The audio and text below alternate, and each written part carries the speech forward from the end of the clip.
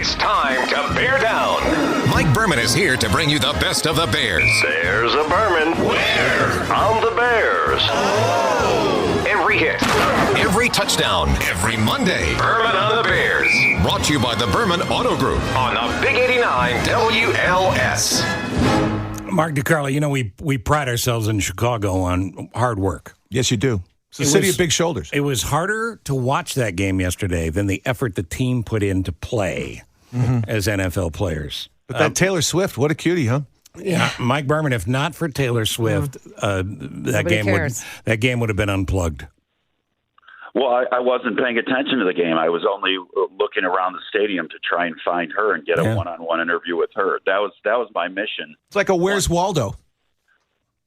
Yeah. Well, she was watching and she was enjoying because she's got the new lover on the Chiefs, but the rest of us are stuck with this Bears team, and 14 games left. It just the end can't come quick enough. All right, but here's the thing: two things. One, if you ever use the word lover on this show again, I'm going to have Travis Kelce hit you. Oh no, I think it's great. Paramore? That was my pun with one of her songs. I know. Come on, that just doesn't make it right. That's all. But let's do a couple things here. Let's give you the play of the game. It won't take long. Fields on a slant. Moore's got it for the touchdown. But finally, something positive for Chicago. That was 41-3 when that happened. But at least we scored 10 points. I mean, at least. So did the Patriots in the Super Bowl in 85. And DJ Moore continues to be really good, but why throw to him, I guess, huh? No, why would you want to throw a bunch of passes to your best receiver that you acquired in the offseason? Why would you want to do that? I don't get it, because mostly we saw this. That's right. That's actually a play. Yep. That's a play that the Bears ran. That sounds about right. That seems perfect. And next week, well, I don't want to get ahead of myself here. Justin Fields threw an interception late in the first half. Score was 24-0. Packers came back and won. Just to rub salt in the wounds, they won late. Jordan Love's an actual quarterback. I don't know. And Justin Fields claiming he had a head injury. If I'm Justin Fields, I claim that head wound. I start dressing like Klinger from MASH, and I don't come to work anymore. Yeah. Take the insanity defense. Right. Well, you can. But here's the thing, and this is getting serious. If there's a bunch of people that don't gel and they're just dysfunctional, you cannot have a winning team. Well said, Jane.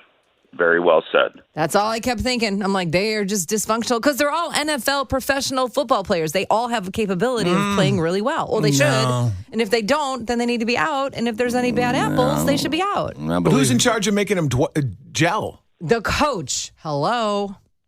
Yeah, what's the story with Eberflus? What did he say after the game? Well, I wasn't in his press conference because I was in the locker room. But you were still looking for Taylor Swift. I get it. Correct. That is correct. I was looking to find her and her lover. Am I off now? No, you're not. Listen, you're not getting out of it that easy. No, you have to be here. That, you know what? Whatever Matt Eberflus says after the game is entirely meaningless. Right. Because he's always coming up there and slinging platitudes, and they're working at it. They're trying to get it. I like this. I like this one play when we were down 100-0 in the fourth quarter.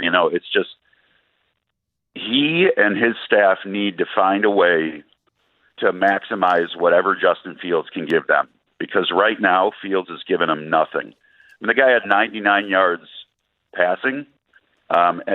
Turned it over again. He said he was after the week at Halas Hall was a total mess with Fields coming out on Wednesday and kind of being direct and kind of publicly criticizing the coaching staff, saying they're throwing too much at me, they're overcoaching me. I need to just be me and just, as he said, I'm going to F it and play. Well.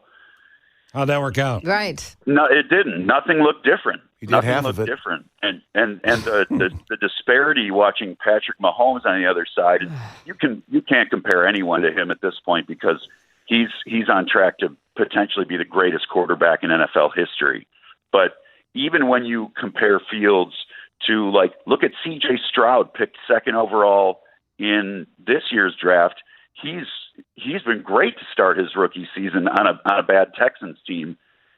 So the coaches have to figure out a way to allow Fields a chance to succeed. Yeah, dude, you got to go full Etch-a-Sketch at this point. You just got to pick it up, shake it, and just start over. Well, that wouldn't be a bad idea. I like that thought. Meanwhile, in Miami, second down and 2. A-Chain, big hole, turns it on, accelerating. You can kiss him goodbye. 69 points on a 67-yard touchdown run by A-Chain. His second rushing touchdown and his 4th today. Yeah, when it gets to the point where the play-by-play guy's giggling because of how ridiculous and over-the-top thing is, that team, those Dolphins, beat Denver. Denver is coming to Soldier Field next weekend to play the Bears. The people that show up for that game, they may just storm the field. If we win? No, in the beginning. Has there ever been a 0-0 NFL final? I think there has. Wait, how about this? It's a tie of 0-0. Talk about the ultimate insult. The Broncos are 0-3. They just got 70 hung on them. And by the way, that was only the 4th time in NFL history a team scored 70 in the regular season. Uh-huh. And the Broncos are favored to beat the Bears. Holy cow. At Soldier Field. Give me a break. Well, I found earlier today, just by way of history, in 1916, Georgia Tech beat Cumberland 222-0. I found the Cumberland head coach still alive. Let's get him. And he said we were better than the Bears. Yeah. And they lost 222-0. It's an embarrassment. There's nothing the Bears can say to make you feel better. But the front office was supposed to be better. The front office gives the coach the players to put on the field. Yeah. The players aren't performing. The coach isn't performing. Nobody's breaking up chairs in the locker room. And it's just an embarrassment to the Bears as a franchise. Correct. It's an indictment of everyone who works at Halas Hall, from George McCaskey on down to everyone in the locker room, and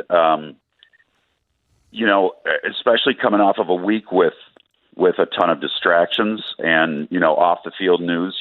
The hope would have been that kind of galvanized you and brought you together and really just put the blinders on and made you focus on what was going on when you had a chance to face the Super Bowl champs Sunday. And you just thought, at least there was no part of me that thought the Bears were going to come into Kansas City and win. But I thought they were at least going to compete. And they didn't compete. No, not at all. Here's what I don't understand. Why does Chicago still care? We had one great season, right? You care because the Bears are Chicago. Chicago is the Bears. We have one team. Yep. And every fall, we have this blind hope that something good's going to happen. You know what? Hockey's coming in a couple weeks. That's not going to be great. There's no reason to believe it's going to be great. Connor Bedard is fantastic to watch. Bless you. You got Bedard. Yeah, every time Bedard's on the ice, you're watching. Right? And that's an exciting game. If these guys don't care, why should we care about them? Why do Chicagoans care about the Bears, Mike Berman? Because Chicago's the best, and it's a great sports city with passion. And they're sick and tired of seeing their favorite football team lose. Yeah. Well, you know how you make them win? You stop going to the games, you stop watching them on television, and you financially force the team to do something smart. What color is the sky in your world? Bright pink. But the thing is this, if they win next weekend, they can't celebrate. I don't want to watch them get too excited and be like, we're the Super Bowl champions of this one game, because you're not. You got to do this consistently. If they don't beat the Broncos this weekend, I believe. But they better not celebrate. That the sun won't come up the next day.